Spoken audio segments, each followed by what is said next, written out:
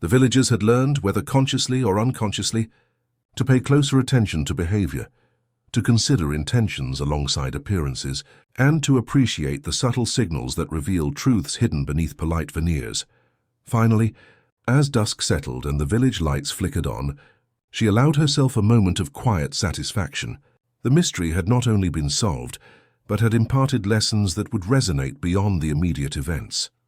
St. Mary Mead, with all its politeness, its rituals, and its hidden tensions, had emerged wiser, guided by the keen observation of one elderly woman who had seen the threads of human nature and patiently untangled them.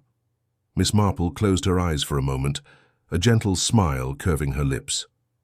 In her heart, she knew that though the village might return to ordinary life, the echoes of the past, the lessons, the awareness, the subtle understanding of human motives would persist. And in those echoes, St. Mary Mead would carry forward the quiet wisdom that comes from careful observation, reflection, and a deep understanding of the human heart. Evening fell gently over St. Mary Mead, bathing the village in a warm amber glow that softened the outlines of cottages and hedgerows. A gentle breeze carried the scent of late blossoms, mingling with the distant hum of the river and the faint clatter of a cart returning home. To any casual observer, life in the village had resumed its familiar rhythm. Children played along the lanes, shopkeepers closed their stalls for the day, and the church bells tolled a calm, reassuring hour. Yet Miss Marple, whose eyes missed nothing, sensed the subtle undercurrents that had shifted irrevocably since the revelation of Mr. Pritchard's deception. Seated in her favorite chair by the window, a steaming cup of tea cradled in her hands, she observed the village with the gentle scrutiny that had guided her through countless mysteries. The people she had watched so closely in recent days moved with a delicate wariness, a tempered awareness that even the smallest gesture could carry meaning beyond the surface. Politeness remained, but it was now accompanied by an unspoken mindfulness, a recognition that human motives are never entirely transparent. Emily Hartwell emerged from the Hartwell estate, carrying a small bundle of letters to deliver. She paused briefly by the gate to wave to Miss Marple, her posture relaxed yet imbued with the subtle caution that comes after being wrongfully suspected. Miss Marple returned her wave, noting the unspoken dialogue in Emily's eyes, relief, gratitude, and a quiet sense of responsibility. The ordeal had matured her, teaching lessons no mere admonition could convey, and Miss Marple took satisfaction in witnessing the resilience of youth tempered by understanding. Mrs. Clement, having resumed her morning walks, passed the window with a measured pace. The garden where she had fallen still bore faint traces of disturbance, but her eyes were focused on her path, her parasol held with care. Miss Marple noted the elegance with which she moved, the subtle awareness of her surroundings, and the faint restraint in her gestures, a reflection of a woman forever changed by the realization of vulnerability and the fragility of authority. Even in restored dignity, Mrs. Clement carried the memory of those delicate fractures that had revealed so much about the village and herself. The vicarage, too, had regained its routine, though Reverend Archer now spoke of prudence and observation in his sermons. His messages, delivered with calm authority, carried the gentle undertone that appearances can deceive, and that understanding the subtleties of human behavior is often more important than relying on evidence alone. Miss Marple had long known the value of such subtle teaching, recognizing that wisdom often flows most effectively when it is quietly absorbed rather than forcibly imposed. Miss Marple's thoughts returned to Mr. Pritchard.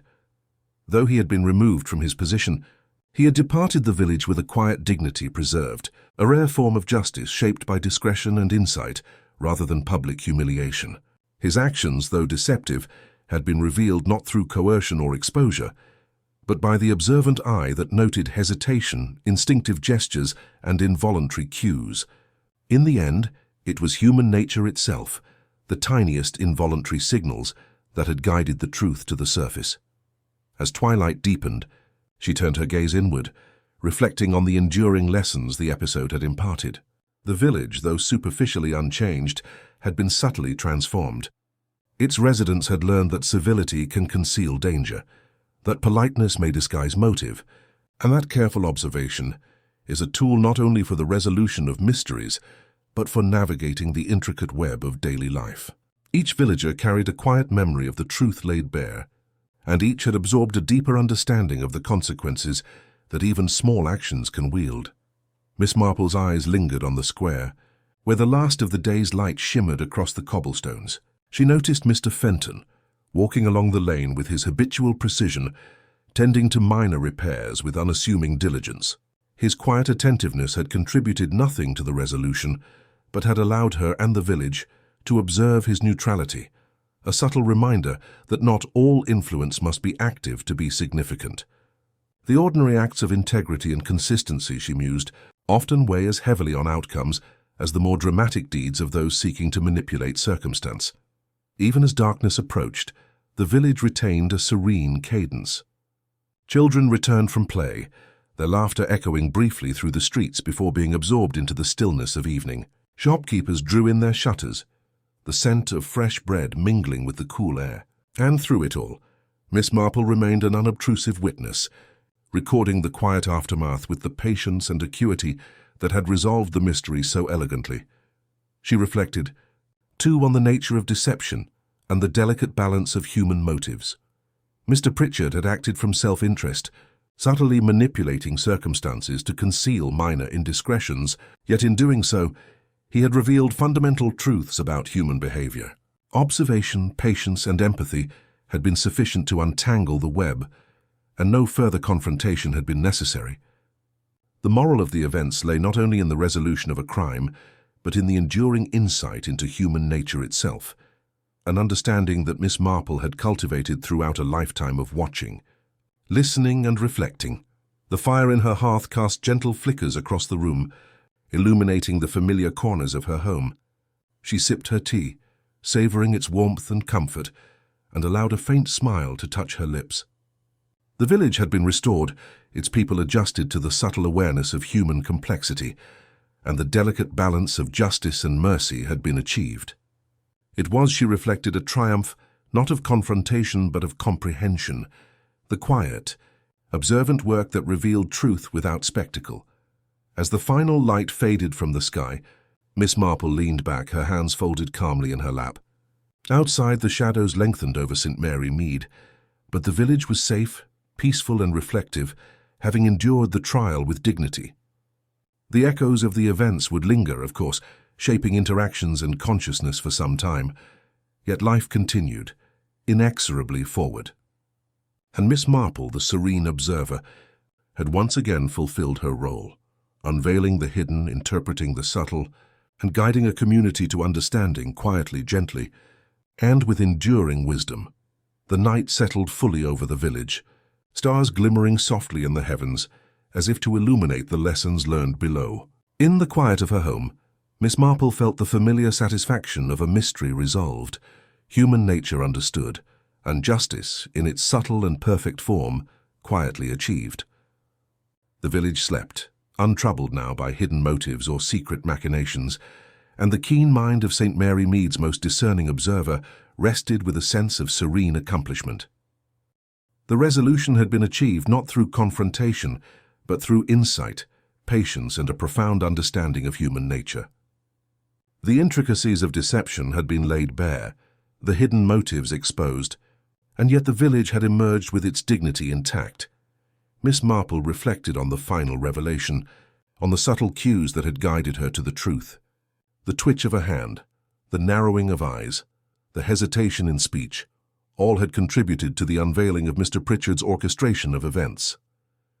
The collapse of the Reverend, the disturbance in the garden, and the careful manipulation of circumstances had been deliberate, yet the human instinct could not be entirely controlled.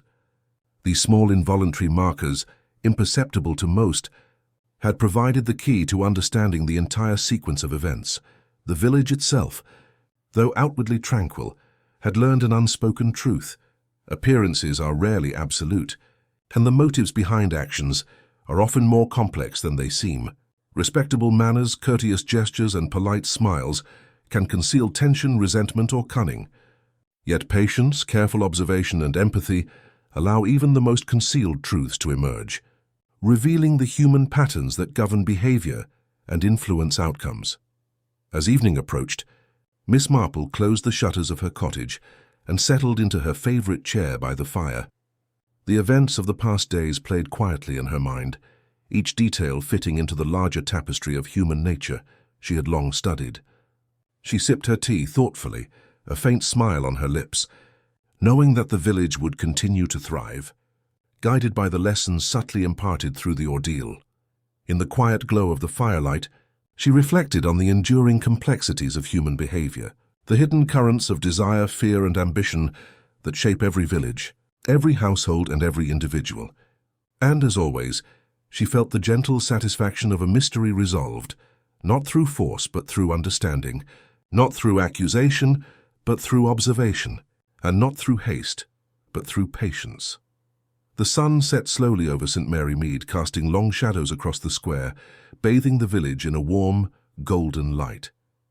The mystery had been resolved, justice had been served, and yet life continued quietly, gracefully, with the awareness that beneath every smile, every polite gesture, and every ordinary moment, the intricate tapestry of human nature wove on. Complex, subtle, and endlessly fascinating, Miss Marple, with her usual composure, closed her eyes for a moment and allowed herself the briefest sigh of contentment. The village was safe, the truth revealed, and the lesson clear. Even in the most tranquil settings, human nature remains an intricate puzzle, one that requires patience, observation, and an unerring attention to the subtleties of life.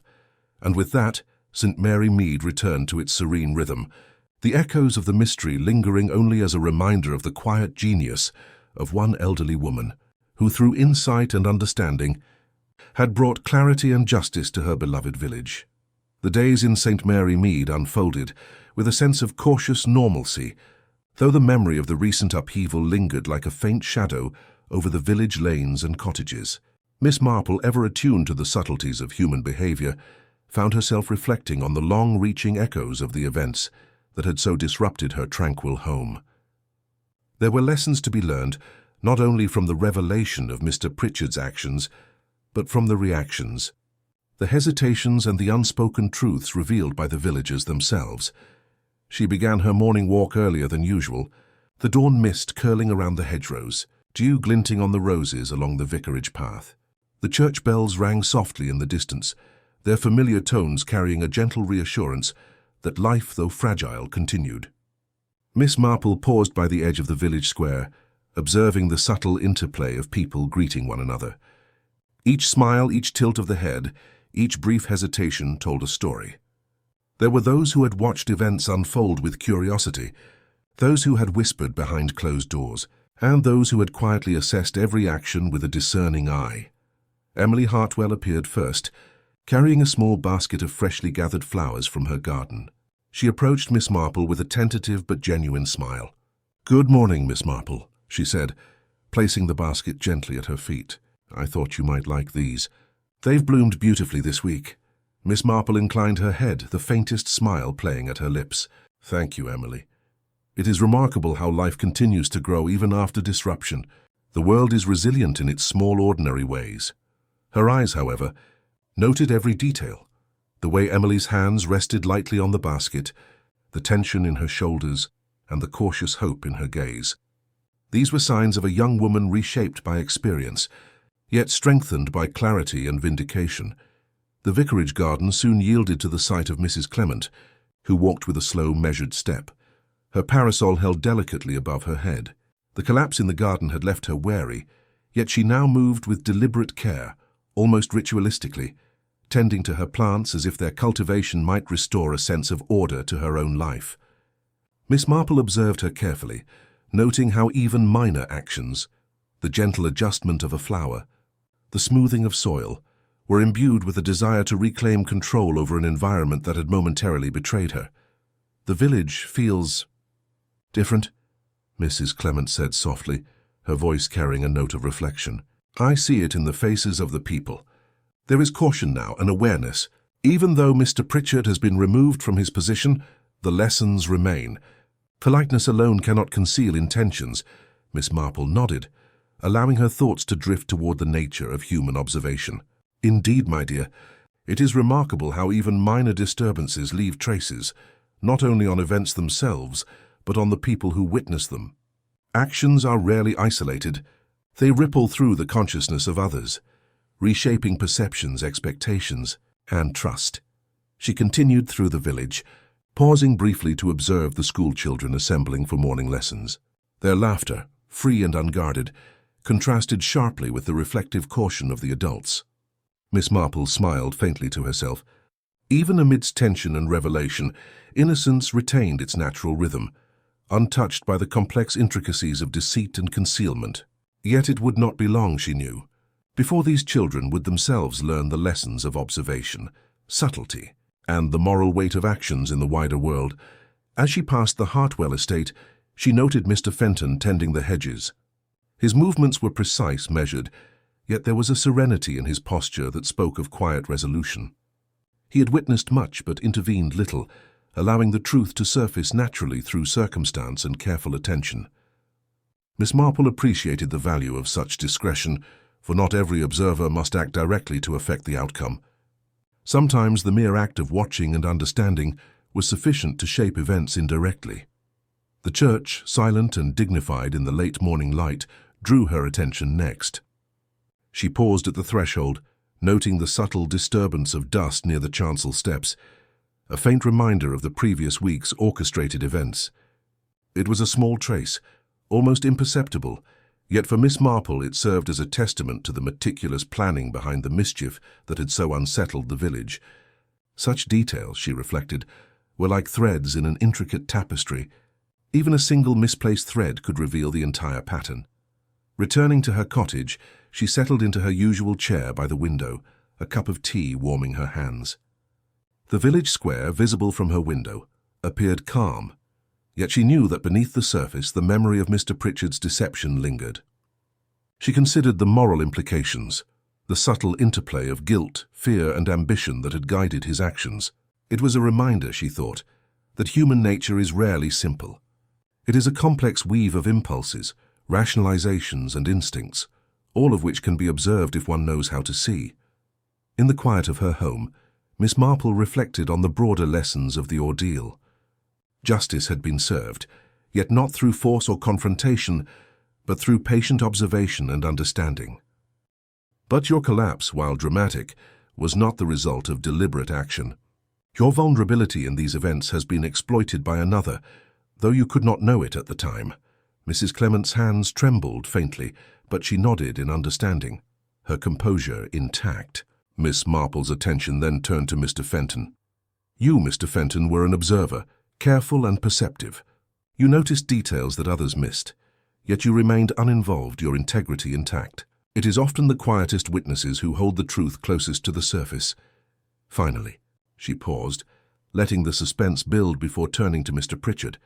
His expression, polite but tense, betrayed nothing outwardly, yet Miss Marple's keen eyes detected the subtle shift, the tightness of his lips, the slight narrowing of his gaze, the involuntary clench of his fists. He was aware, fully aware, of the truth she was about to unveil.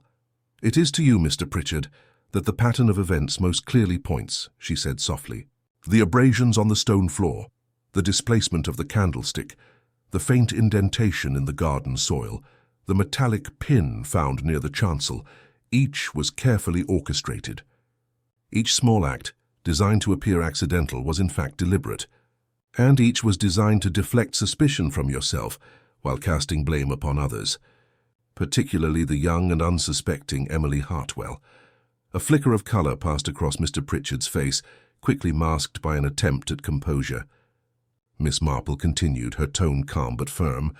Your knowledge of the Reverend's movements, combined with the recent financial discrepancies in the church accounts, created both opportunity and motive. The fall was intended to incapacitate the Reverend temporarily, to create confusion, and perhaps even to intimidate those who might uncover your misdeeds. The room was silent, each person absorbing the gravity of her words. Mr. Pritchard's hands, which had been folded neatly, twitched once, betraying the slightest agitation. Miss Marple's eyes, sharp and unrelenting, followed every subtle movement. You see, she said, folding her hands in her lap, the true story lies not in accusation, but in observation. The involuntary gestures, The hesitation in speech, the instinctive concealment of knowledge, these are the marks of guilt. And Mr. Pritchard, the careful orchestration of these events, designed to appear as accidents, has been unmasked by the very behaviors you could not entirely control. Mr. Pritchard's composure faltered. A shadow crossed his eyes, and he took a slow, deliberate breath. "Miss Marple," he began, his voice restrained yet tinged with the faintest hint of defeat. I did not intend for anyone to be hurt. It was only meant to delay the Reverend's discovery of certain irregularities. I did not think it would escalate." Miss Marple inclined her head, listening, as she had done countless times before, allowing the truth to emerge organically. "Intent is not irrelevant, Mr. Pritchard," she replied softly, "but actions, however well-intentioned in the mind of the actor, have consequences. Your careful planning was evident in the small traces left behind, traces that could not hide from observation, however cleverly masked. The remaining villagers absorbed the confession with a mixture of shock and relief. Emily Hartwell's expression shifted from anxiety to vindication, while Mrs. Clement's fear gave way to cautious understanding. Even Mr. Fenton allowed a subtle nod, acknowledging the resolution of the mystery he had observed, but not interfered with. Miss Marple concluded gently, "Let this serve as a reminder that the most intricate schemes, no matter how clever, are revealed by the human element. Behavior, instinct, and reaction are rarely deceived. Truth, though hidden, is always present for those who know how to look." The tension in the church dissolved gradually, replaced by a quiet, reflective stillness. Mr. Pritchard, fully exposed yet unthreatened by physical retribution, seemed to carry a weight, lifted by the acknowledgement of his actions. The villagers, too, were left to consider the delicate interplay of human behavior, the subtle clues that had been overlooked, and the remarkable acuity of the observer, who had quietly unraveled the web of deceit. As Miss Marple walked home later that day, she reflected on the resolution. The village had returned to a semblance of normalcy, yet with a heightened awareness of the complexity that lay beneath familiar faces and polite manners. The mystery now revealed left a lingering reminder: human nature, subtle and intricate, often conceals truths that only patience, observation, and insight can uncover. The days that followed the revelation of Mr. Pritchard's deeds brought a cautious calm to St. Mary Mead. The village, which had simmered with anxiety and suspicion, gradually resumed its rhythms, though the air carried the subtle weight of lingering unease. People moved with a newfound awareness, their polite greetings underscored by the recognition that appearances often conceal deeper truths. And, as always, Miss Marple observed, quietly and unobtrusively, the subtleties that others overlooked. Emily Hartwell, once the object of suspicion, found her place in the village restored with a gentle resilience. Though the ordeal had shaken her, it also revealed the support and genuine regard of those who had observed her conduct. She worked in the gardens of the Hartwell estate, tending roses and lilacs with care, their blooms reflecting a small but tangible restoration of normalcy. Occasionally she would glance toward Miss Marple's cottage with a grateful acknowledgement, understanding that it was the older woman's quiet discernment that had spared her from unjust accusation. Mrs. Clement, too, was slowly recovering. Though still mindful of her health and cautious after her collapse in the garden, she resumed her daily routines with dignity. There was a subtle humility in her movements, a recognition that even those who hold social authority are vulnerable to events beyond their control. Her interactions with neighbors grew more tempered, tinged with a respectful distance, as if the ordeal had imparted lessons not only about human deception, but also about the limits of influence. The Reverend, now fully recovered, resumed his duties at the church with a renewed sense of purpose. The lessons of recent events had left him both vigilant and compassionate. In his sermons he spoke gently of integrity, patience, and the importance of observing the nuances of human character. Though he did not name Mr. Pritchard or dwell on the incident, the villagers understood the underlying message. It was a subtle reinforcement of the moral fabric of St. Mary Mead, woven not through fear but through understanding and reflection. As for Mr. Pritchard, the consequences of his actions were managed with a measured approach. The villagers, guided by the Reverend and influenced by Miss Marple's discretion, ensured that justice was served without unnecessary spectacle. There was no mob, no public shaming, only the quiet acknowledgement that deception, however artfully concealed, inevitably yields to careful observation and truth. Mr. Pritchard's position in the village was irreparably altered, his influence curtailed, and yet he was allowed to leave with dignity intact, a reflection of the community's measured sense of justice. Miss Marple, as always, remained the observer rather than the orchestrator of outcomes. She walked the familiar paths of the village, greeting neighbors with her customary warmth, yet her mind lingered on the intricate patterns of human behavior she had witnessed. She reflected on the subtle signs that had guided her, gestures, hesitation, micro-expressions that revealed truths far more reliably than words alone. To the casual eye, nothing had changed, yet Miss Marple knew that beneath the surface, the village had been subtly transformed. People would think more carefully before judging, act more cautiously in secrecy, and perhaps consider more deeply the hidden motives that influence even the most ordinary actions. In the quiet moments of the afternoon, she sat by the window of her cottage, observing the village square. Children played near the fountain, their laughter ringing out with the carefree joy of innocence. Shopkeepers attended to customers with cheerful efficiency, and the sun glinted off the roofs of cottages, painting the scene with a soft golden light. On the surface, St. Mary Mead had returned to its peaceful routine. Yet Miss Marple knew that the memory of recent events lingered, woven into the subtle awareness of every resident. The lesson of human behavior, the importance of observation, patience, and understanding, was now embedded in the consciousness of the community. She thought also of the delicate balance between justice and mercy, of the way in which her quiet intervention had guided the village without resorting to spectacle or unnecessary drama. "I believe the worst is behind us," Miss Marple said lightly, choosing her words with care. Yet it is sometimes wise to see how people respond when the topic of suspicion arises, even obliquely. "Behavior, you see, is far more revealing than words." Emily nodded, though she did not fully understand. Miss Marple, however, did not intend for Emily to. The girl was a witness, not a participant in the test. Her role was to be observed, not to provoke insight into human nature. Miss Marple next visited the vicarage, where the Reverend had resumed his duties, though cautiously. She engaged Mr. Pritchard in conversation first, remarking on the recent church renovations and the minor irregularities in paperwork he had mentioned. "I suppose one could exploit such matters to gain advantage," she said, almost as if to herself. Mr. Pritchard's reaction was subtle but telling, a slight stiffening of the shoulders, a brief narrowing of the eyes, and an almost imperceptible tightening of the lips. Miss Marple noted it quietly. He quickly recovered his composure and laughed softly, brushing aside the remark. Yet the instinctive reaction had been recorded in her mind. A small, involuntary signal of awareness, perhaps even guilt, or at least of concern regarding exposure. Later, she made her way to Mrs. Clement's home. The older woman, still recovering from her collapse, received Miss Marple with a cautious smile. "You seem very calm, Miss Marple," she said, her tone edged with suspicion. "I can hardly say the same for myself. I find calm useful," Miss Marple replied gently. "It allows one to notice subtleties others might miss. For instance, the way people respond to questions about accidents or misfortune often tells more than any words." Mrs. Clement's eyes flickered briefly to the side, her hands tightening over her teacup. There was a hesitation, a pause, the kind that Miss Marple recognized instantly.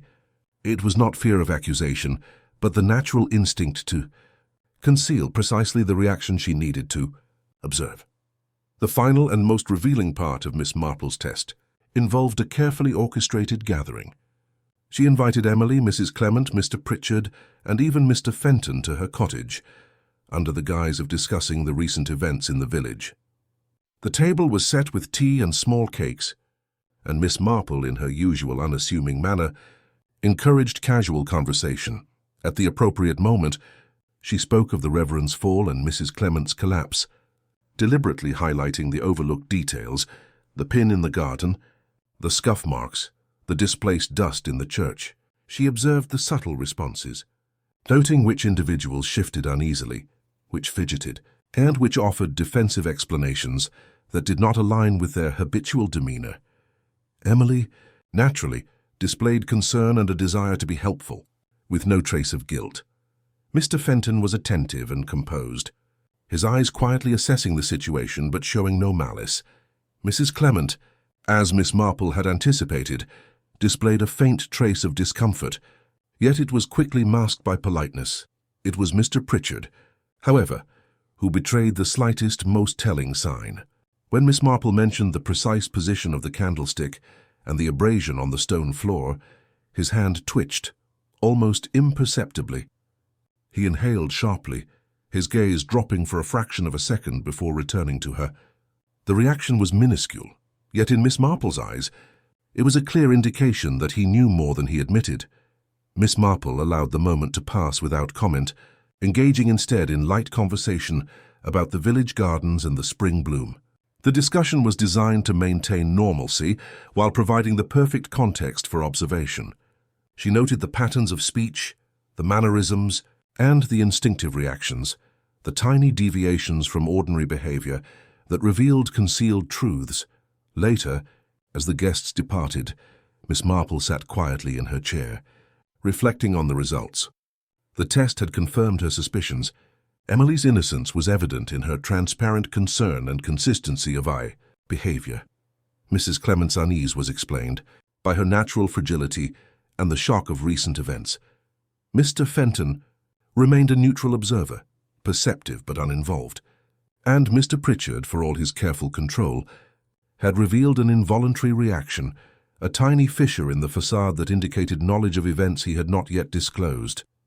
It was the subtlety of his response, Miss Marple realized, that marked him as central to the mystery. The real culprit did not need to act overtly. They only needed to manipulate circumstances, ensuring that others would appear suspicious while deflecting attention from themselves.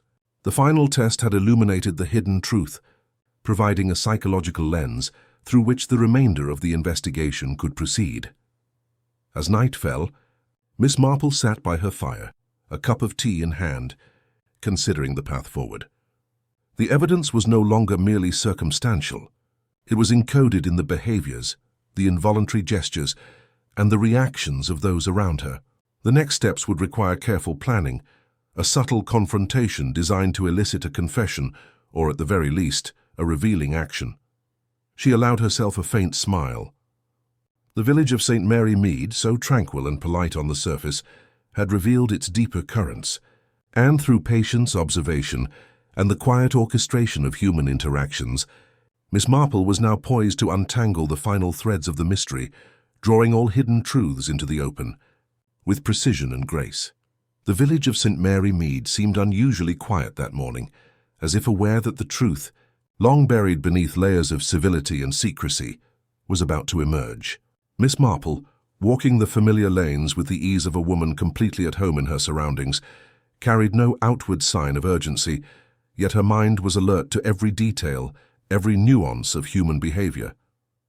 Today would be the day the mystery, which had gripped the village for so long, was finally unraveled.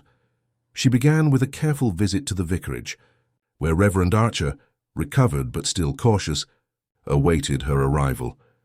The Reverend greeted her with polite warmth, though there was a shadow of concern in his eyes.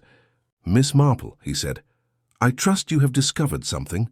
The village has been on edge for days." "I believe so, Reverend," Miss Marple replied softly. "But truth, as you know, must be approached delicately. People are fragile, and revelations, however necessary, can cause harm if delivered too abruptly. The plan was simple in execution, but delicate in effect. Miss Marple would gather the key players in the church, a setting symbolic of both authority and moral reflection, and, through careful dialogue and subtle questioning, reveal the truth.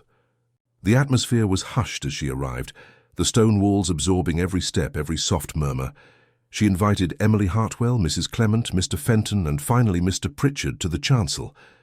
Each arrived in turn, sensing the importance of the moment, yet unaware that they were about to be drawn into Miss Marple's quietly orchestrated revelation. Miss Marple began in her usual gentle, unassuming tone, addressing the group as a whole. "We have all been unsettled by recent events," she said, her eyes sweeping over the familiar faces. "The Reverend's fall, Mrs. Clement's collapse, and the distress that followed have made us all uneasy. Yet the truth is rarely found in accidents or misfortune. It is hidden in subtleties, patterns of behavior, small traces, and, most revealing of all, the instincts of those involved.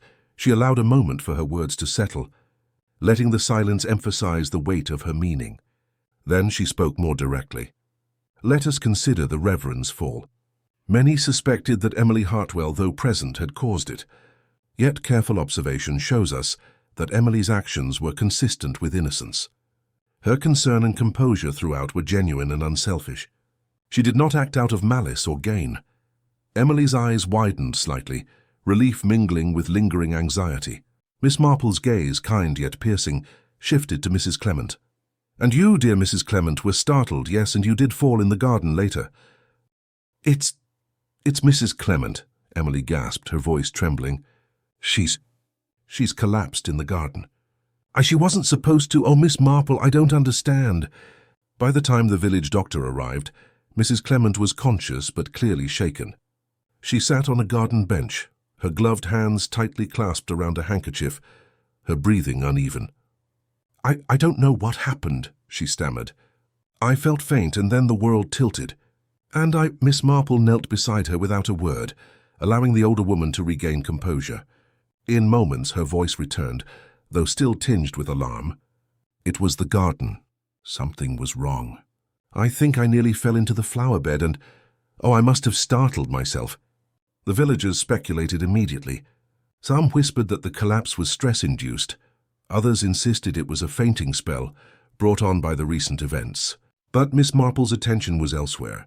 She noted the precise angle of Mrs. Clement's seating, the faint scuff marks near the bench, and the subtle disarray of petals around her feet.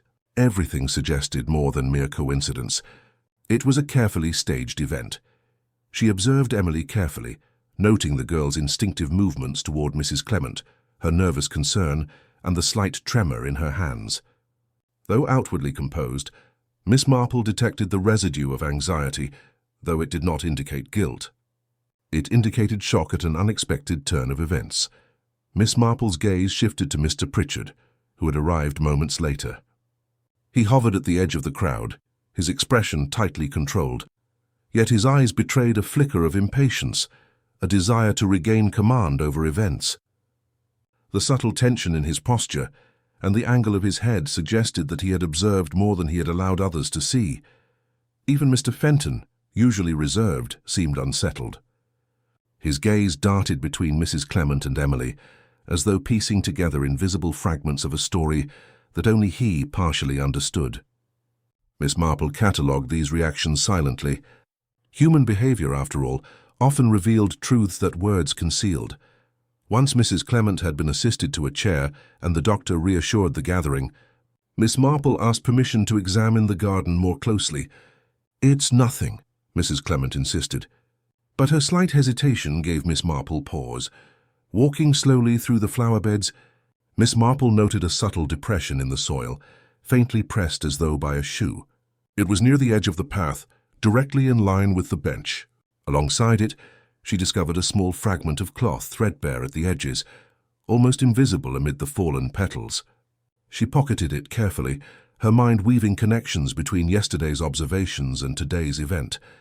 The discovery suggested that Mrs. Clement's collapse had not been entirely accidental.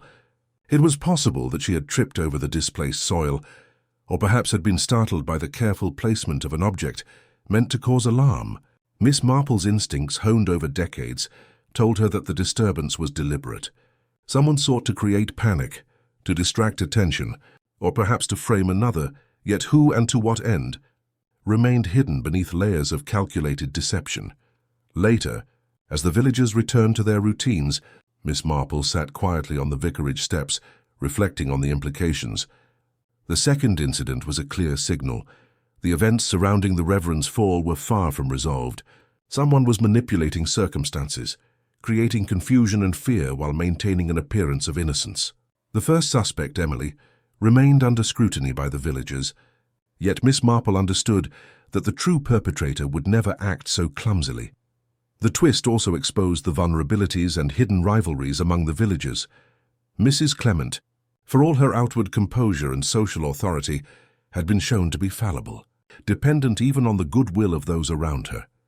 Mr. Pritchard's careful monitoring revealed his desire to maintain influence, while Mr. Fenton's attentive observation suggested a personal engagement with the unfolding drama. And Emily, though frightened, continued to demonstrate honesty and integrity, qualities that, in Miss Marple's mind, made her unlikely to be guilty. As evening fell, Miss Marple returned home, her thoughts weaving a complex web. Each incident, each collapse, each subtle trace left in dust, soil, or movement formed part of an intricate pattern. The small pin found in the church garden, the abrasions on the stone floor, and the disturbed soil near Mrs. Clement's bench were all connected, though the connection was not yet fully apparent. The pattern suggested a deliberate orchestration, someone manipulating events to appear accidental while drawing attention elsewhere.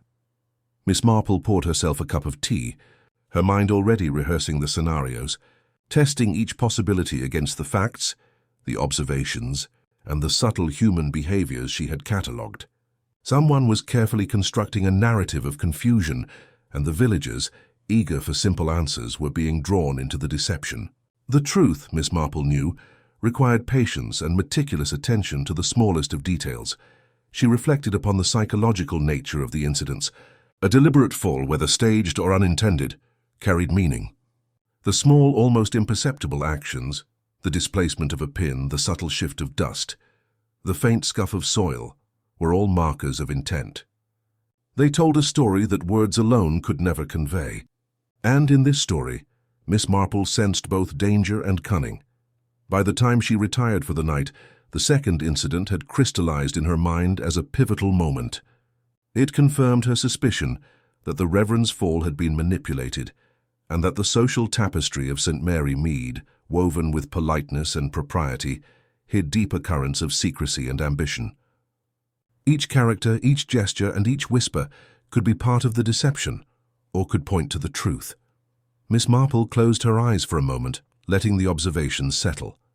The twist had revealed more than the villagers realized. The danger was ongoing, the mystery deepened, and the real culprit remained hidden, skillfully concealed behind layers of plausible deniability. And as always, it would be her quiet, patient observation that ultimately uncovered the truth beneath the surface. The days following Mrs. Clement's collapse were marked by a fragile quiet in St. Mary Mead. The villagers busied themselves with daily routines, yet the atmosphere was taut, as if a single misstep might unravel the precarious calm. Miss Marple, however, moved through the village with her usual serene composure, knowing that the next step in her investigation required more than observation alone. It required subtle engagement, the gentle probing of human reactions that revealed truths no confession could provide. Miss Marple's strategy was delicate. The real culprit, she reasoned, would reveal themselves not through words but through instinct. An unguarded gesture, a momentary falter in attention, or a carefully disguised reaction to a suggestion. And so she devised what she quietly termed her final test, a series of seemingly casual conversations and innocuous remarks designed to elicit the smallest cracks in the carefully constructed facades of the villagers. Her first visit was to the Hartwell estate. Emily greeted her with a mixture of relief and anxiety. "I hope no one else will be hurt," Emily murmured, wringing her hands. The hidden clue had been found, and from this small, overlooked detail, the path to uncovering the true story would begin to emerge. The morning sun of St. Mary Mead filtered softly through the leaves of the village square, casting dappled shadows over the cobblestones. Miss Marple walked with deliberate ease, noting the subtle tension that lingered in the air. The incident at the vicarage, though outwardly resolved, had left a residue of unease among the villagers, a quiet undercurrent of suspicion and whispered conjecture. And Miss Marple knew, as she always did, that beneath this veneer of civility lay hidden motives and unspoken resentments, waiting for the right moment to surface. Her first stop was the Hartwell residence. Emily, having been unjustly cast as the initial suspect, greeted her with polite nervousness, though there was a faint relief in her eyes. Miss Marple's calm presence seemed to offer a shield against the relentless gaze of the village. "Good morning, Emily. May I ask you a few questions?" she inquired, her voice gentle yet carrying the weight of quiet authority. Emily nodded, guiding Miss Marple into the sitting room. "I don't know what more I can say, Miss Marple," she murmured, wringing her hands. "I haven't done anything wrong. I only wish the Reverend well." "I understand, my dear," Miss Marple replied, her eyes scanning the room with casual thoroughness. Her attention lingered on small details, the faint indentation on the carpet near the window, the position of the furniture, and the subtle wear on the armchair that suggested frequent, anxious pacing. Each minute observation, seemingly trivial, fed into a growing map of human behavior. "I must ask, Emily," Miss Marple continued softly, "have you noticed anything unusual among the villagers? Any odd remarks, lingering glances, or sudden movements that caught your attention?" Emily hesitated. "Well, Mr. Pritchard did seem uneasy yesterday, more than usual. And Mrs. Clement? She kept asking questions, but in a way that made me feel observed, I suppose. And the gardener, Mr. Fenton. He sometimes watches things too carefully, like he's waiting for something to happen." Miss Marple nodded thoughtfully, storing each observation. Human behavior, she reflected, was the truest measure of hidden intent. While many in the village jumped to conclusions based on appearances, she knew that the real truth often revealed itself in hesitation, avoidance, or the subtle modulation of tone. Later that afternoon, she made her way to the vicarage, where a gathering of villagers had formed in the sunlit garden. Conversation was hushed but charged with the tension of secrecy. Miss Marple moved quietly among them, listening more than speaking, noting the interplay of glances, gestures, and half-formed statements. Mrs. Clement, ever eager to appear helpful, approached Miss Marple with a hint of excitement. "Miss Marple," she said in a lowered voice, "I must tell you something I noticed yesterday. Emily was near the chancel just before the Reverend fell. I thought it odd at the time, but I didn't want to accuse her unjustly." Miss Marple's lips curved in a faint, unreadable smile. "I appreciate your observation, Mrs. Clement, yet one must always consider context. People are often in places they would naturally be. It is the motive behind presence, rather than presence itself, that is revealing." The solicitor, Mr. Pritchard, approached next, his brow furrowed with concern. "Miss Marple," he began, choosing his words with care, "I have been reviewing certain papers regarding the church's recent renovations. There are discrepancies, small, almost imperceptible, but they suggest financial irregularities. Could these have played a role in the Reverend's accident?" Miss Marple inclined her head. "Financial matters do sometimes create tension, Mr. Pritchard, and tension can manifest in unexpected ways. Yet one must observe carefully before drawing conclusions. The motive is often more complex than it first appears. Even Mr. Fenton, usually a man of few words, contributed his observations. I saw someone linger near the chancel door, just before the Reverend stepped forward. Could have been anyone, mind you, but it wasn't Emily. I thought I should mention it, though I wasn't sure what to make of it." Miss Marple nodded, storing this with the other fragments of information. It was becoming clear to her that the village's social fabric, tightly woven and seemingly tranquil, contained threads of tension, old grievances, and secret resentments. And each thread might have contributed to the incident at the vicarage, whether directly or indirectly. By mid-afternoon, she had assembled a quiet mental map of the village's hidden interactions. Mrs. Clement's eagerness to observe suggested a desire for social validation and perhaps a latent rivalry with other villagers. Pritchard's concern over finances indicated more than mere professional interest, possibly a personal stake in the outcome of the Reverend's accident. Mr. Fenton, usually reticent, had noticed behavior that others overlooked, hinting at a perceptive mind attuned to subtle shifts in human activity. Miss Marple also considered the relationships she had seen forming, or fraying, among the younger villagers. Emily's connection to the Hartwell household placed her in proximity to both influence and potential scrutiny. The glances exchanged between her and Pritchard suggested familiarity tinged with unspoken concern, while Mrs. Clement's vigilance indicated a desire to assert moral or social authority over the events.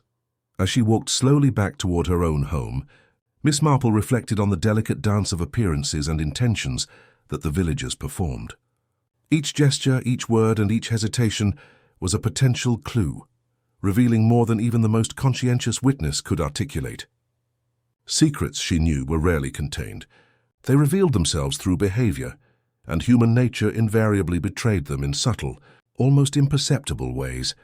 That evening, as the village settled into an uneasy calm, Miss Marple visited the Hartwell residence once more. Emily welcomed her with quiet relief, sensing that the older woman was not here to accuse but to understand. Together they discussed the events of the past days in hushed tones. Emily recounted small interactions she had witnessed, details of conversations, subtle changes in villagers' expressions, all of which Miss Marple catalogued silently, forming a clearer picture of the social dynamics at play. It became evident that the Reverend's fall had not occurred in isolation. It was entwined with the undercurrents of the village, hidden rivalries, past grievances, financial concerns, and subtle social maneuverings. Each person carried a potential motive, though none had yet acted overtly. Miss Marple, as always, observed with patience, allowing the hidden narrative to emerge naturally, piece by delicate piece. By the time she returned home, she felt a growing certainty. The incident at the vicarage was only the surface of a much deeper story. The village's composure was a fragile facade, and behind it lay secrets and tensions that had festered quietly, unnoticed, until the Reverend's collapse provided a catalyst. And though the first suspect, Emily Hartwell, had been unfairly accused, the true puzzle involved far more intricate layers than any single person's behavior could explain. Miss Marple, as she sat in her favorite chair by the fire, reflected on what she had learned. Each villager's actions, each whispered remark, each hidden glance formed a lattice of human behavior that, when properly understood, would reveal the truth. And she, with patience, observation, and the quiet discipline of a lifetime spent studying human nature, would untangle the threads carefully, deliberately, and without haste. The peace of St. Mary Mead, already fragile after the Reverend's collapse, was shattered entirely late one afternoon. A shrill scream cut through the village square, startling birds into flight and drawing neighbors from their cottages in alarm. Miss Marple, who had been quietly inspecting the subtle patterns of light on her garden path, immediately straightened, her sharp eyes scanning for the source. It came from the direction of the Hartwell estate. Within moments a crowd had gathered, murmuring anxiously, their faces pale with both curiosity and dread. Emily Hartwell emerged from the house, her hands pressed to her mouth, eyes wide and brimming with tears. Behind her, the gardener, Mr. Fenton, was already calling for assistance. Miss Marple moved through the crowd with calm assurance. "What has happened?" she asked in her gentle, measured voice, though her mind was already cataloguing every face, every gesture, every sign of tension. Mr. Fenton, the gardener, whispered about oddities he had observed. Her nervous glances toward the church, the careful positioning of hymn books, and her frequent trips near the chancel in the days prior. To the casual observer, these were damning signs. To Miss Marple, they were simply observations awaiting proper context. Even the simplest gestures drew attention.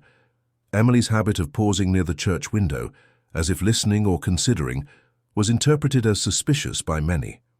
Yet Miss Marple, ever patient, knew that true understanding required connecting these behaviors with knowledge of human psychology, social dynamics, and the history of St. Mary Mead itself. By evening, a sense of impatience had settled over the village. The first suspect had been identified, and speculation reached fever pitch. Yet Miss Marple, composed and deliberate, remained quietly aloof from the swarm of conjecture.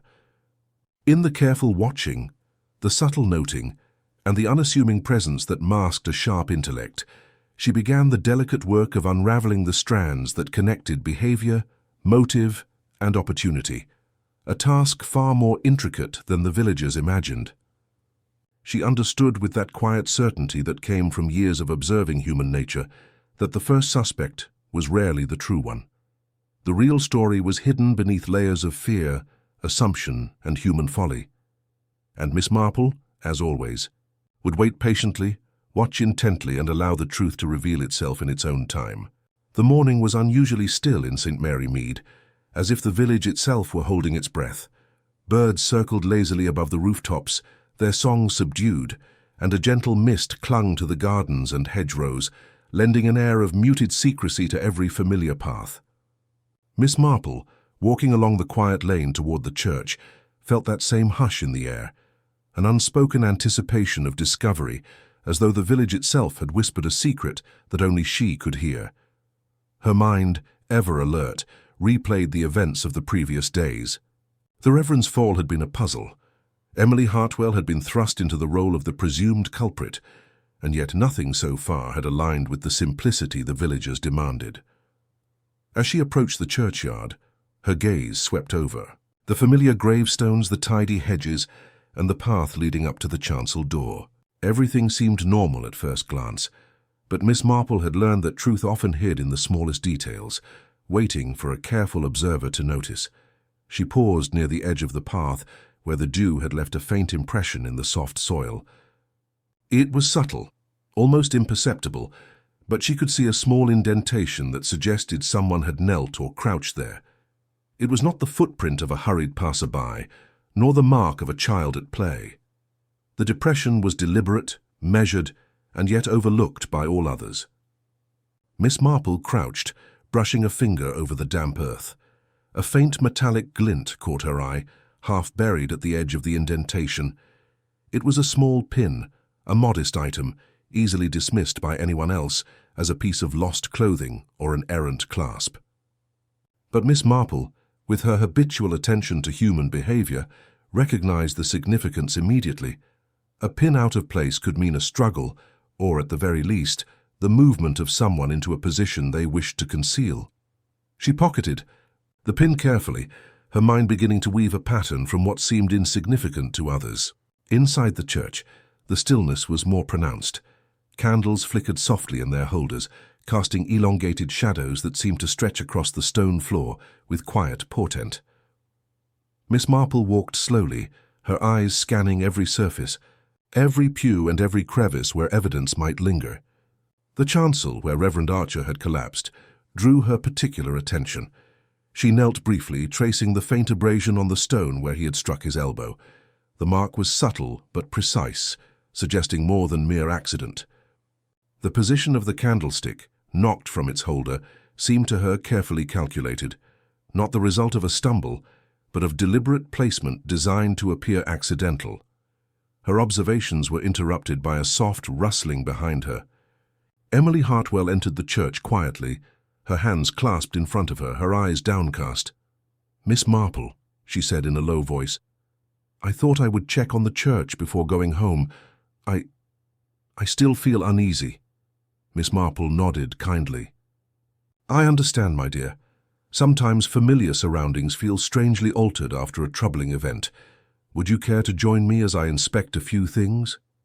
Emily hesitated, then nodded, allowing herself to be guided by the older woman. As they moved toward the chancel, Miss Marple observed the girl's posture, the subtle tension in her shoulders, the slight trembling of her hands. These were not signs of guilt, but of lingering anxiety, the residue of shock and social pressure.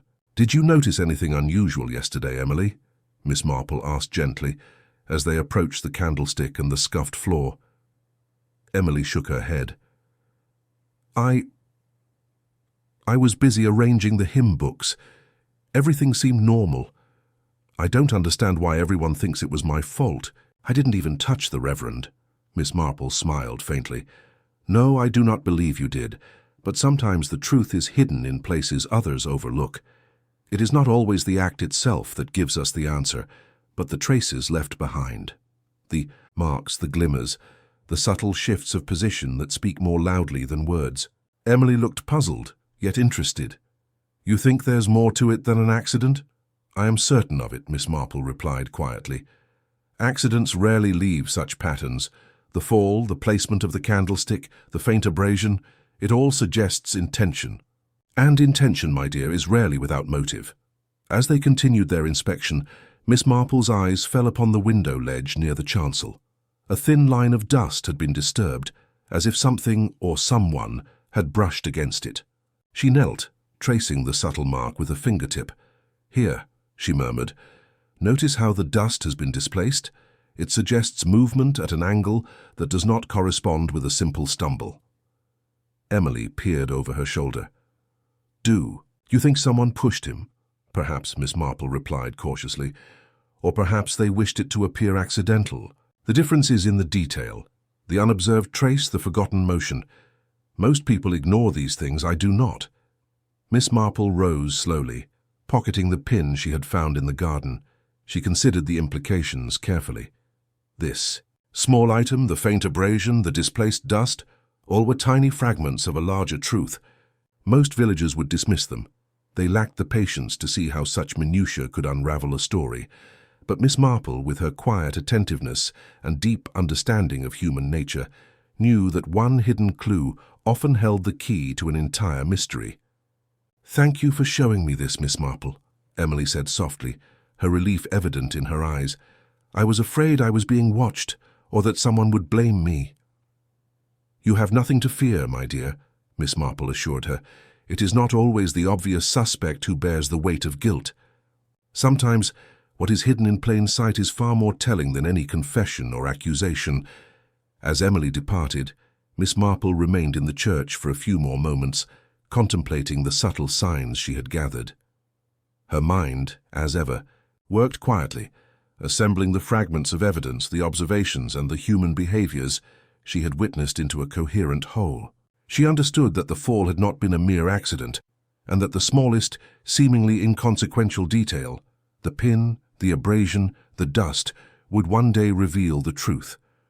Outside, the village continued its daily routines, unaware that the mystery was slowly unspooling in the hands of one quiet observer.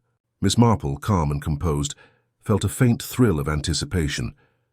The human mind, she reflected, was like a book whose pages were written in invisible ink, often overlooked, yet legible to those who knew how to read it. By midday, Miss Marple returned to the church, ostensibly to light a candle in quiet contemplation. Inside, she moved with deliberate slowness, allowing her eyes to sweep over every surface, every shadow. It was there in the quiet and seemingly mundane details, the slight dislocation of a hymn book, the faint abrasion on the stone floor near the chancel, that she began to sense a pattern. Something had been deliberately placed, deliberately disturbed. The Reverend's collapse, however accidental it might appear, had left traces that spoke louder than any confession. She remained in the church for some time, letting her observations settle into a coherent thread. Outside, the churchyard was alive with muted speculation, yet Miss Marple's focus was unwavering. Each person's behavior, each subtle reaction, was a piece of the puzzle, and her mind quietly catalogued them all. By the afternoon, she emerged with a calm, almost serene air, as though nothing unusual had occurred. Yet beneath that composed exterior, she had begun to assemble the initial framework of the mystery. Every glance, every hesitation, every flutter of a handkerchief or shift of weight was a clue, and she would need all of them to untangle the secrets now poised to rise from the village's tranquil surface. Miss Marple, with her unassuming demeanor and penetrating insight, understood one thing clearly. This was only the beginning. The small disturbances, the barely perceptible anomalies, and the nervous energy of St. Mary Mead all hinted at a deeper truth. And she, as ever, would follow it quietly, patiently, until the entire picture revealed itself. By the following morning, St. Mary Mead had settled into an uneasy rhythm. The Reverend had recovered enough to speak, though his pale cheeks and slight tremor betrayed the lingering effects of his mysterious collapse. Meanwhile, the villagers, unable to resist the allure of conjecture, had begun to coalesce around their first most convenient suspect, Emily Hartwell. It was Mrs. Bantry who initiated the suspicion, as she often did, with an incisive glance and a faintly scandalous whisper. "I always knew the girl was too eager, too clever for her own good," she murmured to Mrs. Clement as they watched Emily from the vicarage gate. "Newcomers always stirring things up. And look at her, so pale and anxious. There's something she knows. Mark my words." Emily, for her part, carried herself with the composure of someone accustomed to discretion, but Miss Marple noted the slight tension in her hands and the occasional flicker of worry in her eyes. Subtle though it was, the tension did not necessarily indicate guilt, merely that she had been drawn into a situation beyond her control. Yet to the villagers, these small signs of unease were ammunition. The local constable, Sergeant Blake, was already complicit in this initial assumption. "It seems perfectly straightforward," he told the vicarage staff over morning tea. "A young woman, nervous, recently arrived with easy access to the church. Sometimes the simplest explanation is the correct one.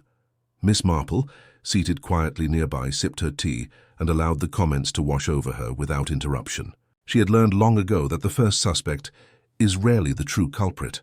Human nature was far too intricate for such obvious conclusions. She noted, too, the slight hesitation in Sergeant Blake's tone, the way he avoided direct eye contact with Emily, and the subtle defensiveness that accompanied his authoritative statements. Mr. Jonathan Pritchard, the solicitor, was less forthcoming than the sergeant, yet his attention was equally focused on Emily.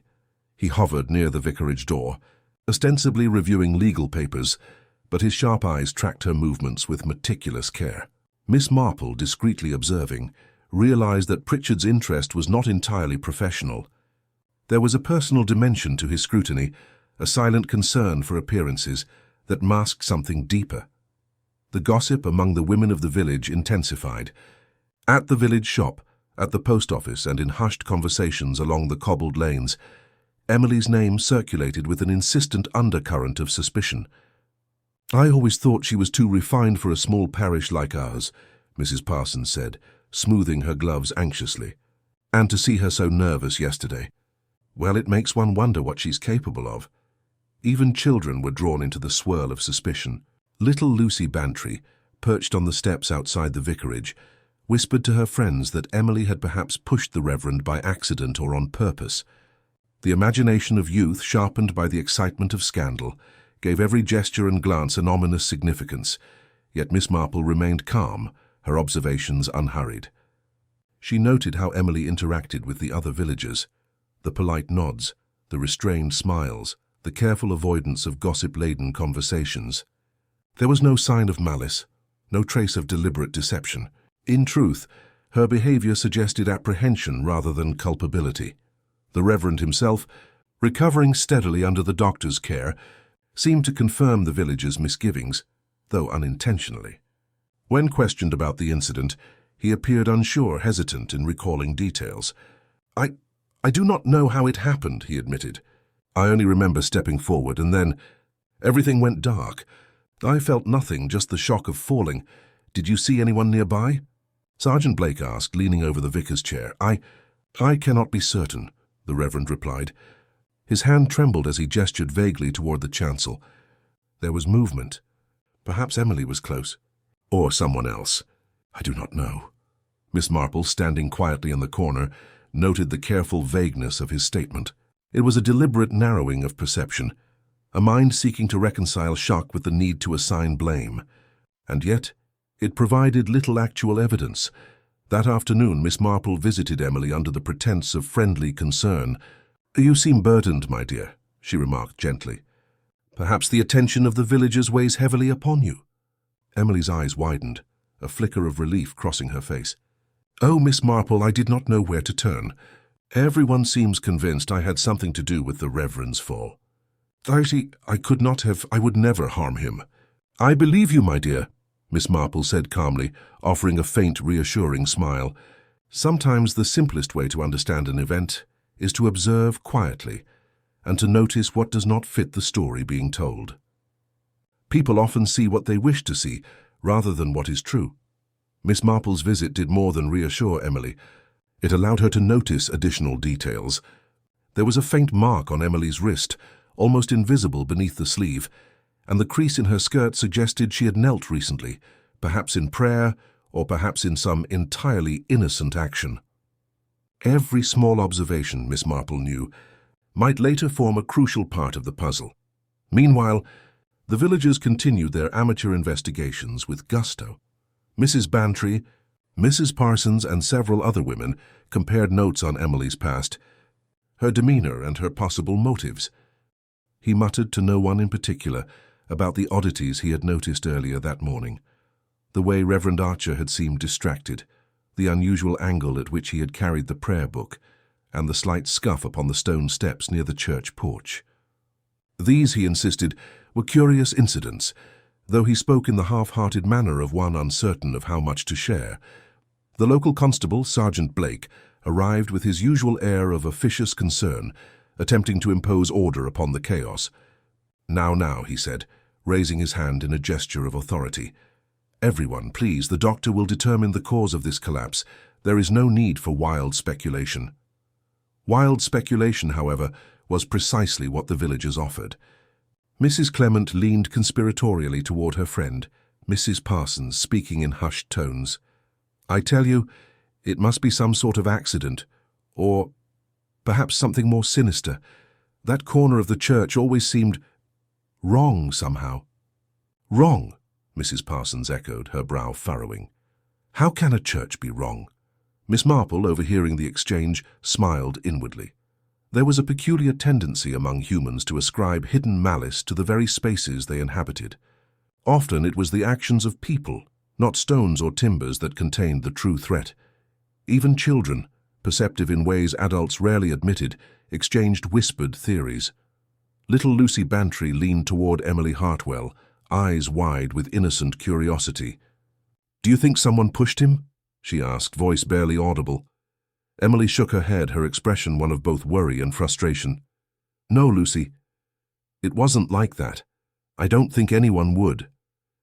Miss Marple observed them from a distance, noting the mixture of fear and imagination in the child's face. Children, she had found, often sensed the truth before adults had a chance to distort it with layers of conjecture.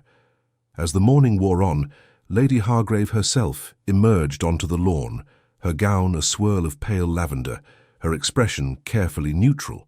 She moved from group to group, nodding, offering faintly perfumed smiles, all the while gathering information with the meticulous precision of someone accustomed to managing public appearances. Yet even she could not mask the faint shadow of unease that crossed her features. "It is indeed most unfortunate," she murmured to Miss Marple as she approached. "Such an event at a garden party.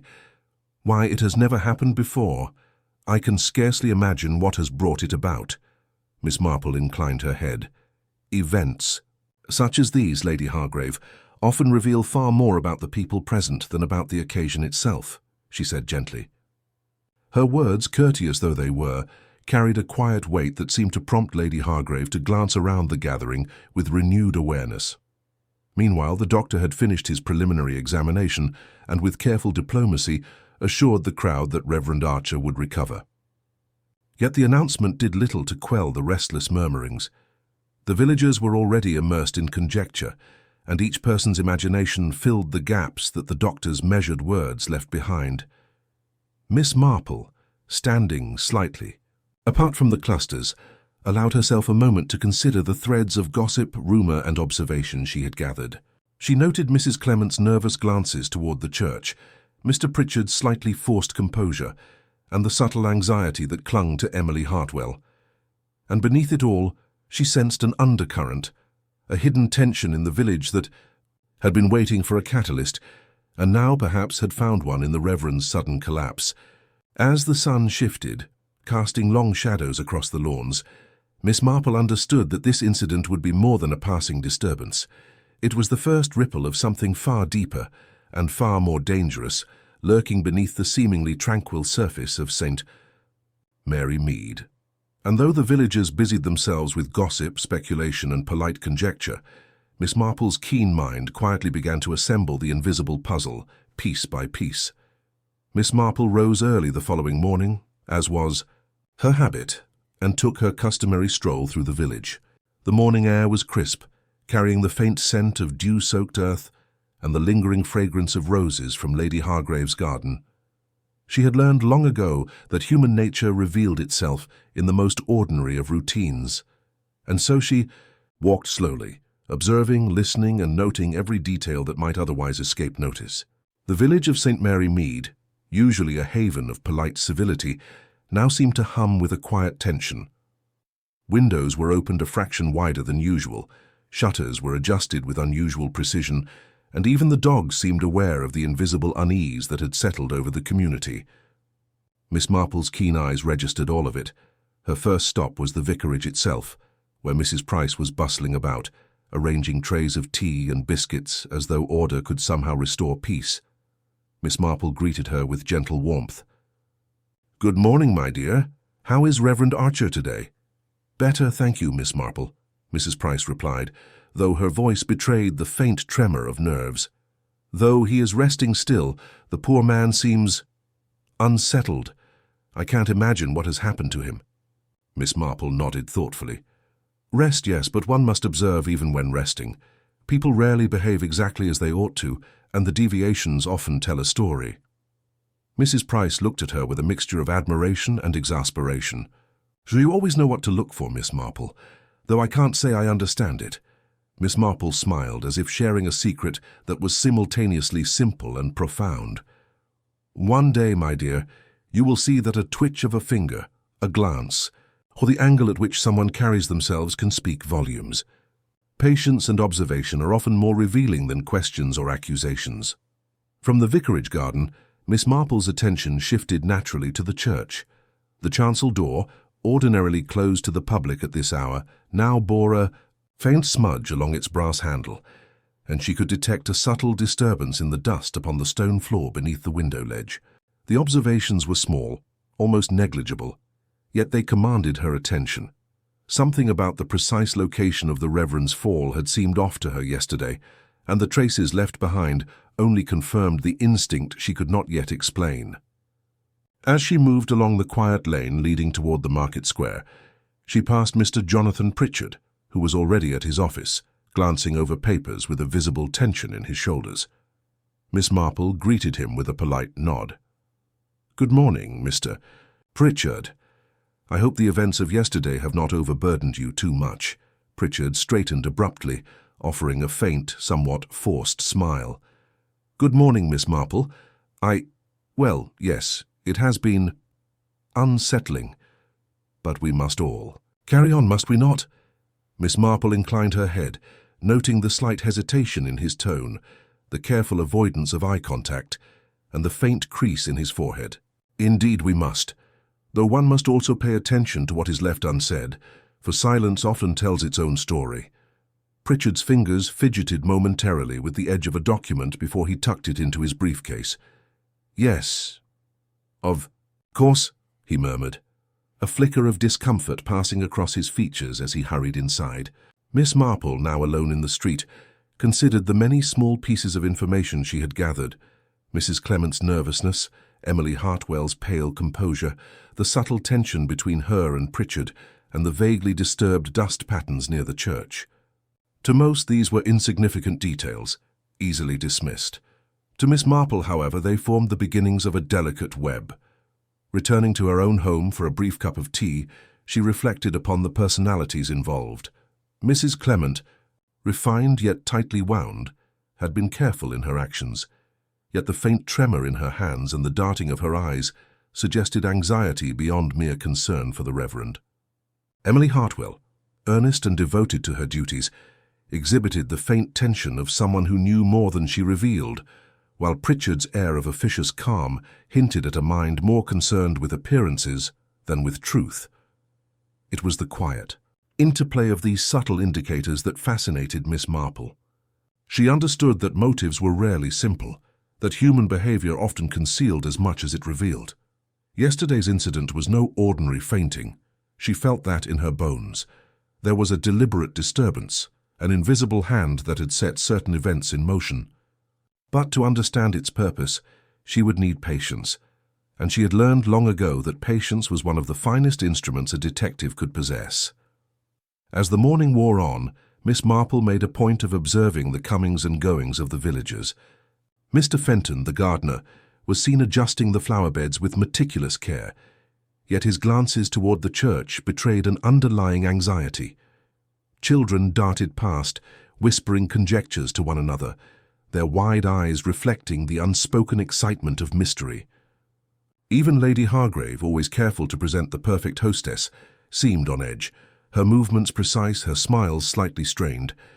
Miss Marple's keen attention also caught the behavior of the lesser-noticed villagers, the postman, the baker, the schoolteacher, all of whom exhibited subtle but telling reactions. It was a morning of rare brightness in the village of St. Mary Mead. The sun, hesitant yet persistent, scattered a warm, dappled light across the manicured lawns and flower beds of the old vicarage, where the day's event was already underway. A gentle breeze carried the scent of roses and freshly cut grass, while the faint, distant tolling of the church bells lent the scene an almost storybook charm.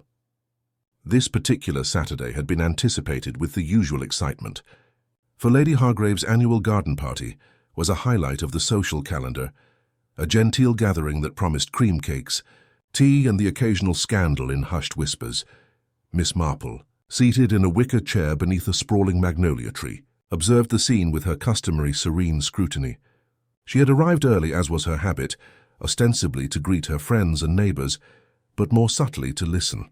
The rustle of silk dresses, the chatter of voices, and the soft laughter of children at play offered a rich tapestry of human behaviour, perfect fodder for the gentle yet unerring deductions that had earned her quiet respect throughout the village. "Good morning, Miss Marple," came a cheerful voice. It was Mrs. Price, the vicarage's housekeeper, balancing a tray of delicate porcelain cups. "It seems you've beaten the rest of the crowd as usual." "Yes, my dear," Miss Marple replied, her eyes twinkling.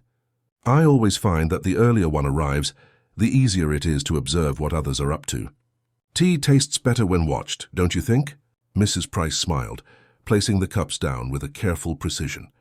"I dare say you could observe a hedgehog and discover its entire life story." "Perhaps so," Miss Marple said, letting a faint, almost imperceptible smile linger at the corners of her mouth. She had a habit of turning everyday remarks into subtle reflections on human nature, and she relished the quiet amusement it gave her. Across the lawn, the guests were assembling in clusters, exchanging polite greetings and exchanging veiled opinions about each other's attire. Marriages and, as always, the latest village gossip. Miss Marple's gaze wandered leisurely, but with that unerring focus which made her observations so acute. She noticed, for instance, that the vicar's wife, Mrs. Clement, carried herself with an unusual stiffness today, and that her eyes continually darted toward the newly arrived Reverend Archer, who seemed oblivious to her glances. Meanwhile, young Emily Hartwell, the vicarage's newest music teacher, was engaged in animated conversation with Mr. Jonathan Pritchard, the local solicitor. Miss Marple could detect a subtle tension beneath their light-hearted banter, the sort of tension that often preceded the discovery of secrets, she mused. The sound of the church organ being tuned for the service that would follow the garden festivities floated through the air. Miss Marple's attention flickered momentarily toward the church itself, a centuries-old stone edifice that had stood silently over St. Mary Mead through generations of joy and sorrow.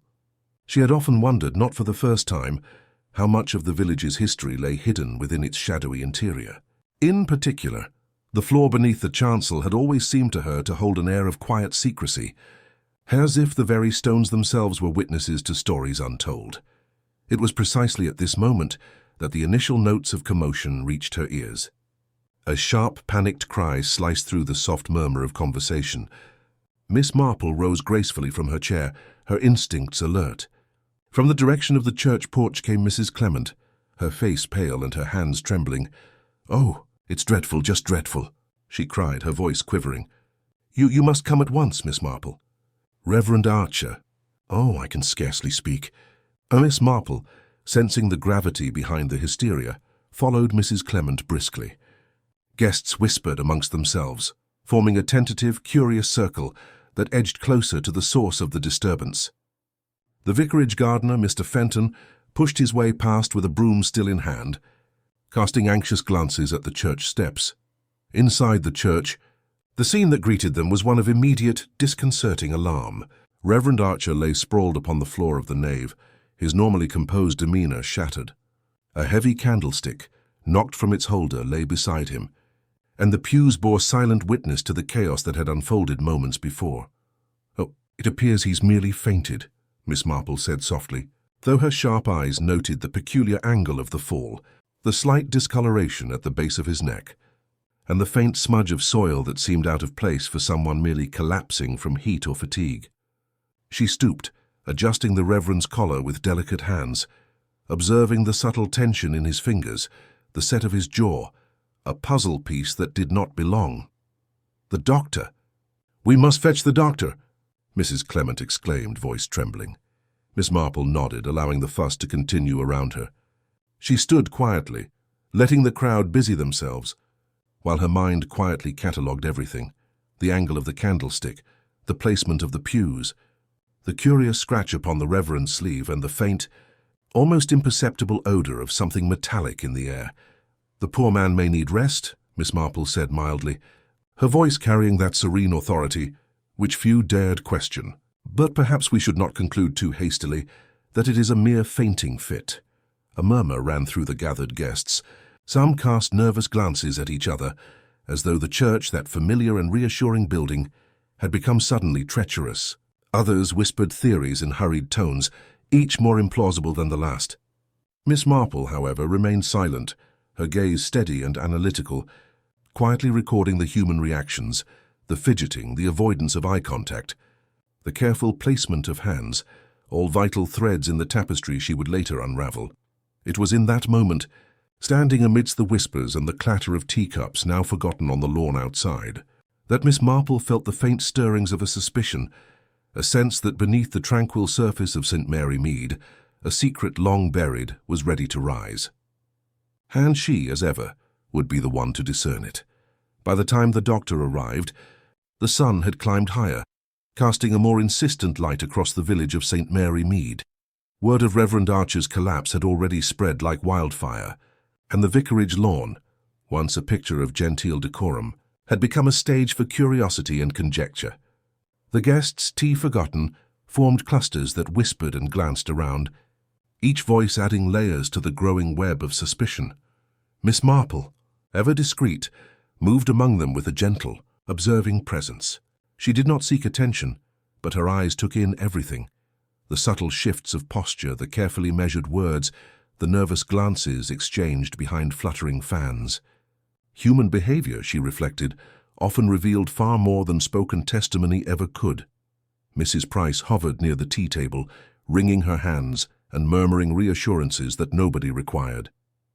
"It's all been such a terrible shock," she said repeatedly. Though the steady tremor in her voice betrayed more than fear, there was a faint edge of excitement. The thrill of witnessing a real disturbance in an otherwise predictable day. "I always thought the vicarage was too quiet," muttered Mrs. Clement to a nearby acquaintance, her eyes wide with a mixture of fear and curiosity. "So many things have been happening in secret. And now this." From the far end of the lawn, the Hartwell children whispered feverishly to each other, their small hands clutching skirts and jackets as though each piece of fabric could protect them from the unfolding drama. Emily Hartwell herself appeared unusually pale, her mouth pressed into a thin line as she exchanged nervous glances with Mr. Pritchard, the solicitor. Miss Marple noted the tension between them, an unspoken worry lurking beneath the surface of their composed facades. Mr. Jonathan Pritchard, for his part, attempted to maintain the appearance of calm authority. "It seems the doctor will have matters well in hand," he declared, his tone firm though his hand twitched momentarily, as if the calm were only skin-deep. "We need not speculate until all facts are known." "Facts," Miss Marple murmured under her breath, a smile tugging at the corner of her lips. "Sometimes the facts are not what matters most. It is the small overlooked details, the hesitation in a glance, the tension in a finger, that reveal the truth." Even as the guests spoke, a group of the village's older residents congregated near the vicarage gate, exchanging theories with the certainty only age and gossip could bestow. Mrs. Bantry, a widow of long-standing repute, was convinced it was all the fault of the new parishioner, Miss Lydia Hartwell, who had recently taken up residence in the old rectory.